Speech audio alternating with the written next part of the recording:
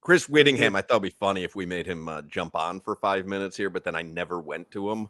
But he, admittedly, I didn't realize that Inter Miami played tonight until he had texted me something, and I know he's on the call tonight. Is it Apple TV tonight, Witty?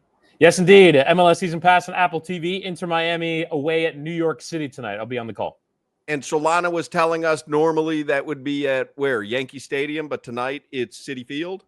Yes. New York City have been splitting time between Yankee Stadium and Citi Field now for 11 years or 10 years, and they're actually finally building a new stadium, and it's across the street from Citi Field. I think that's kind of part of the reason why maybe there's other venue-related issues, but I think they're like trying to get their fan base used to coming out to Queens because their new stadium is going to be here. It's literally right across the street. So it is at Citi Field. Leo Messi playing tonight?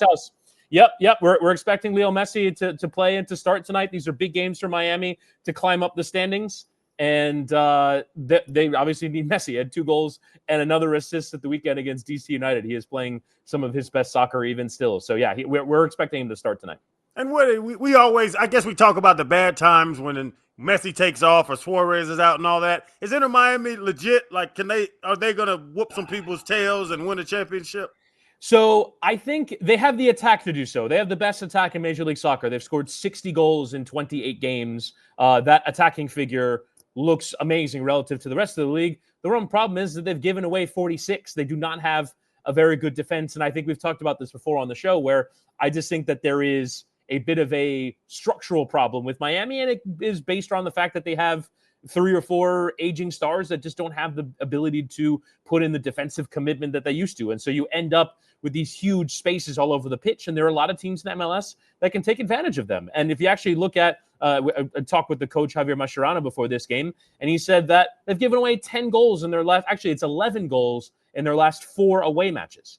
And so they have been absolutely struggling defensively over the course of this season and really since these guys all came here. So I think it's those vulnerabilities that leave you wondering if they're going to be able to get it done. But in any one-off game, are you really betting against Messi? You're betting against Suarez? You're betting against whomever to go for and to go forward and win something major?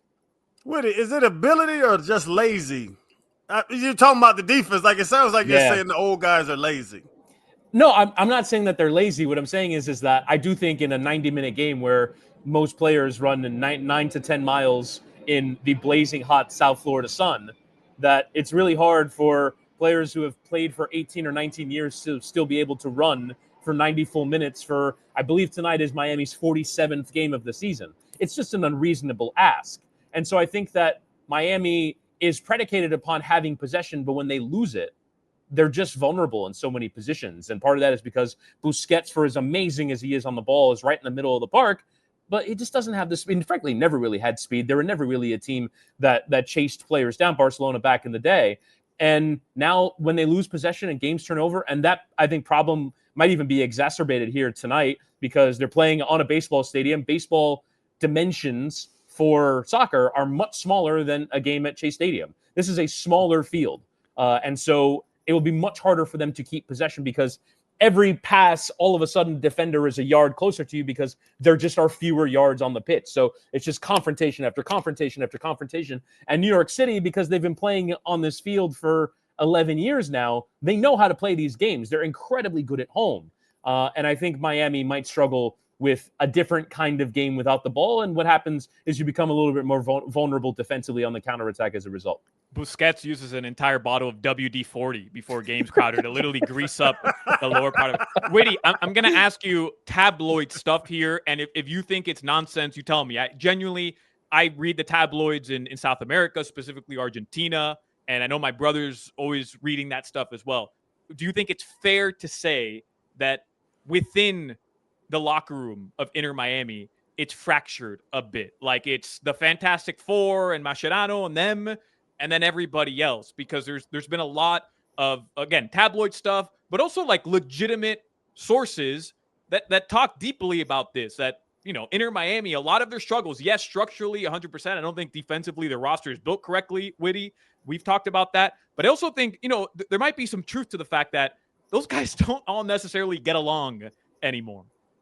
I mean, I don't know. I obviously don't have the insight to be able to tell you that things are going wrong behind the scenes. I do know, just sort of from a holistic standpoint, looking at all of Major League Soccer, you talk to a lot of coaches and executives around the league, and they are emphasizing more and more this idea that the rules in MLS incentivize you to have 2 or 3 players that are paid much more than everyone else, and that can create problems within a locker room, and that teams are deciding to not quite go out and spend $7, $8, $9 million a year on salary for a player because they know what it'll do to their locker room. So, for instance, New York City went and got a new really good player, but is from the Spanish league, was playing in the lower end of the Spanish league. He's making probably $1.82 million, which is still relatively close to the rest of his teammates. If they go out and get someone who is making $8 million, then that's a huge disparity. And so that is a thing that happens around Major League Soccer, and that a lot of teams are putting a lot of thought into now, not having such a big disparity. Obviously, the close connection between all of them would make you think that they would lean towards hanging out with each other, right? DePaul, Suarez, Alba, Messi, and Busquets, they have such a connection that they would spend all the time together. So it's possible, but I don't know for sure. The one thing that I do know is that in the last game that Miami played against DC, they're 3-1 up, or they might have been 2-1 up at the time.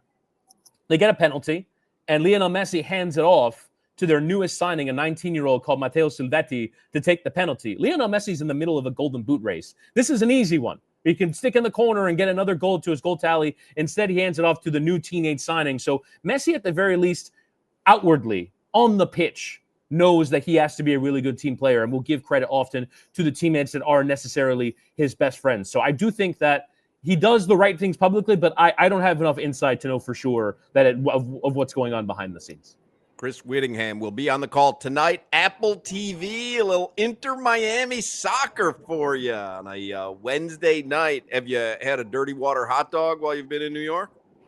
No, but there were plenty on offer on the way in from the train. I took the Long Island Railroad in, and the walk to the train station, or walk from the train station, is much busier than it usually is. Normally, no hot dog, no pretzel, no nothing. No hot dog. All I do have here, since we are at Citi Field, is they were kind enough to leave us a box of popcorn here to have maybe before or after the game. Yeah. Witty is a popcorn aficionado, not just the popcorn, but the delivery device. I'm not a big fan. Show that box again. I'm not a big fan of the box of popcorn. It's not conducive to putting your hand in like a round bucket is. Yeah, you know what? I completely agree with you. I do think they do this because they pre-pack a lot of these. They make the popcorn en masse, and then they box them so they can just hand you a box, so we can get this line moving a little quicker than if they had to scoop them every single time. Let's have a couple pieces of popcorn there. Yeah, for sure. Honestly, it's a great time. Normally, I have a very strong rule against not eating popcorn close to kickoff because I have done games after eating popcorn, and it's not gone well for the voice. But we're 2.5 hours to kickoff, so I'll have a couple of handfuls here. Chris, what about a pour? What about the pour? Yeah, you don't have to reach, Hawk. You can pour. No, nobody likes to pour. It's like who are you? You're like an animal. It's not. It's not aesthetically pleasing. You see someone pouring.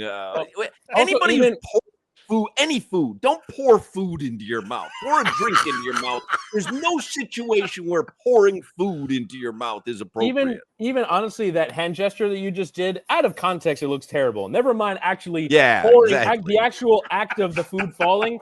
You don't want that scene. What do you give that popcorn? 1 to 10 Busquets.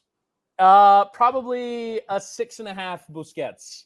6.5 Busquets. Yeah, I will say, though, in fairness to the fine folks at Citi Field, this is not freshly made popcorn. I imagine if I went onto the concourse, they'd have some good stuff, but that is a little bit older. So I'll say a solid 6.5 for the Mets popcorn. This was delightful. Have fun. Have a good broadcast. Who's your broadcast partner tonight? I'm with Lori Lindsay tonight, former U.S. women's national teamer. So we do all the MLS games together. And again, MLS Season Pass on Apple TV, 7:30, Inter Miami away at New York City. There you go. Chris Wittyngham. Thanks, Witty. Yep. Cheers, guys.